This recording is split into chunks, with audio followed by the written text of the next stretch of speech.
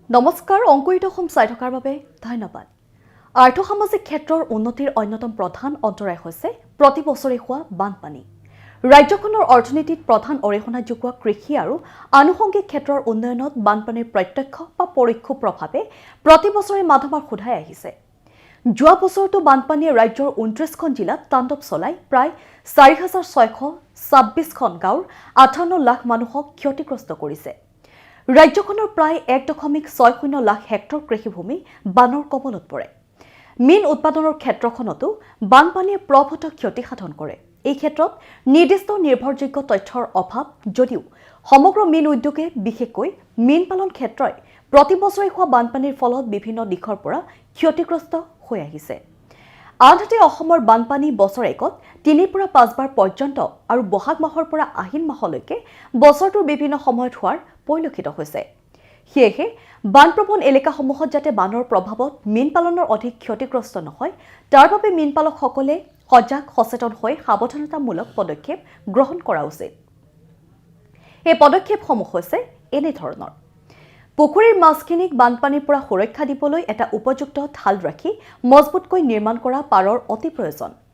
পাৰটোৰ উচ্চতা ঠাইডোখৰত সাধাৰণতে হোৱা সৰ্বোচ্চ পানীৰ সীমাতকৈ কমেও 1 মিটাৰ ওখ হ'ব লাগে। বান অহাৰ আগতেই মীনপালকসকলে পুখুৰীৰ পাৰৰ যাৱতীয় মেৰামতি আদি কৰি ল'ব লাগে, যাতে হেঁচা প্ৰতিহত কৰি পাৰটোৱে পুখুৰীৰ মাছখিনিক ৰক্ষণাবেক্ষণ দিব পাৰে। পাৰটোত যাতে ঘাঁহৰ আৱৰণ থাকে, কোনো অংশ যাতে উন্মুক্ত হৈ নাথাকে তালৈ লক্ষ্য ৰাখিব লাগে। ঘাঁহৰ আৱৰণে পাৰৰ মাটিক বৰষুণ আৰু বানৰ প্ৰত্যক্ষ প্ৰভাৱৰ পৰা কিছু পৰিমাণে হ'লেও ৰক্ষা কৰে। বানপানীৰ ঢল বা অত্যাধিক বৰষুণৰ ফলত পুখুৰীৰ পাৰ উপচি পৰি পানীৰ সোঁতৰ লগত পোহনীয়া মাছ ওলাই যোৱাত বাধা দিবৰ বাবে পুখুৰীৰ চাৰিওফালে ঘন জালেৰে বেৰ দিব লাগে। বাঁহ বা গছৰ ডালৰ খুঁটি পুখুৰীৰ চাৰিওপাৰত মজবুতকৈ পুতি তাত জালখন ৰছী বা তাৰৰ সহায়ত ভালদৰে বান্ধি দিব লাগে। জালখনৰ মাটিত লাগি থকা অংশটোত মাটি গুজি দি বাঁহৰ কামিৰে মাটিত লাগি থকাকৈ বান্ধি বা গধুৰ শিল ইটা আদি মেৰিয়াই দিব লাগে, যাতে পানীৰ সোঁত সহজে এৰিয়াই নিব নোৱাৰে। এই সময়ছোৱাত পোহনীয়া মাছখিনিক আকৰ্ষণ কৰি ৰাখিব পৰাকৈ পুখুৰীৰ মাজভাগত খাদ্য যোগানৰ ব্যৱস্থা কৰিব লাগে। মাছৰ প্ৰাকৃতিক খাদ্য প্লাংটন, পেৰিফাইটন আদি উৎপাদনৰ বাবে প্ৰয়োজনীয় পদক্ষেপ লোৱা উচিত।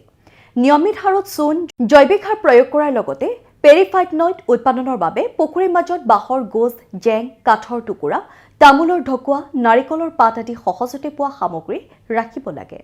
এইবিলাকৰ ওপৰত গধুৰ শিল, ইটা বা খুঁটি পুতি বা আন কোনো উপায়েৰে স্থানচ্যুত নোহোৱাকৈ ৰাখিব লাগে। বানপানীৰ সম্ভাৱনাপূৰ্ণ অঞ্চলৰ মীনপালকসকলে পুখুৰীৰ মাছখিনি ধৰি আন নিৰাপদ স্থানৰ পুখুৰীলৈ স্থানান্তৰ কৰাৰ সুবিধা থাকিলে সময় থাকোঁতে এই সুবিধা গ্ৰহণ কৰিব লাগে।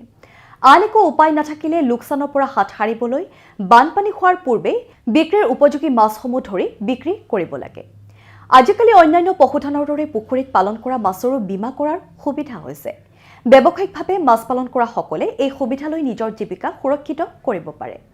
অতিমাত্ৰা বানপানী হোৱা অঞ্চলৰ পুখুৰীবিলাকত মীনপালকসকলে বানপানী নোহোৱা সময়ছোৱাত হ্ৰস্বম্যাদী মীন পালনৰ পৰিকল্পনা কৰিব পাৰে। এই কৌশলী অনুযায়ী বছৰৰ ছেপ্টেম্বৰ, অক্টোবৰ মাহৰ পৰা মাৰ্চ মাহ পৰ্যন্ত প্ৰায় 6 মাহ মাছ পালন কৰিব পাৰিব। এইখিনি সময়ত পৰিৱেশৰ তাপমাত্ৰা কম থকাৰ বাবে মাছৰ বৃদ্ধি আশানুৰূপ নহয়। সৰু আকাৰত বজাৰত চাহিদা থকা মাছৰ প্ৰজাতি যেনে কুটি, মালি, কাৱৈ, কান্দুলি আদি পালন কৰি লাভৱান হ'ব পাৰিব। বানপ্ৰৱণ অঞ্চলৰ পুখুৰীবোৰত বানপানী শুকোৱাৰ পিছত পৰিষ্কাৰ তথা প্ৰস্তুত কৰি লৈ বছৰৰ শেহতীয়া পোনা সংগ্ৰহ কৰি বিজ্ঞানসন্মত পদ্ধতি অনুসৰি পালন কৰি পিছৰ বছৰৰ বান অহাৰ পূৰ্বে অৰ্থাৎ মাৰ্চ, এপ্ৰিল মাহত ড্ৰপ পোনা হিচাপে বিক্ৰী কৰিব পাৰে। বাঁহৰ কামি, জাল আদিৰে সজা নিৰ্মাণ কৰি লৈ তাৰ ভিতৰত বানপানীৰ সময়ছোৱাত মাছ ৰাখি বানৰ পিছত পুখুৰীত মেলি দিব পাৰে। উপঙি থকা সজাৰ ভিতৰতো সাময়িকভাৱে মাছখিনি, বিশেষকৈ মাছৰ পোনা সুৰক্ষিত কৰি ৰাখিব পাৰে।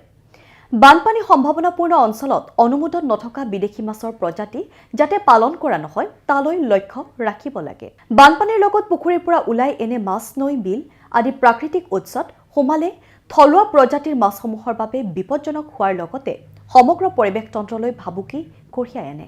অধিক তথ্যৰ বাবে মীন বিশেষজ্ঞ অথবা অভিজ্ঞ মীনপালকৰ পৰা পৰামৰ্শ ল'বলৈ নাপাহৰিব।